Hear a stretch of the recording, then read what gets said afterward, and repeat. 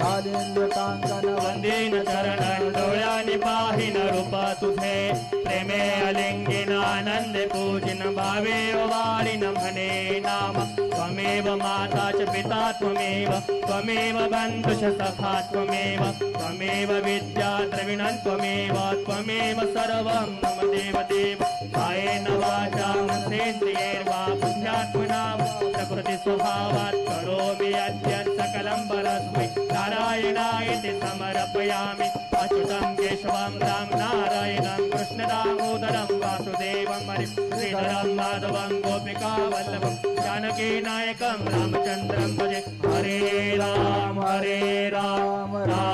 Ram Hare Hare Hare Krishna Krishna Krishna Hare Hare Shri Gurudev Datta.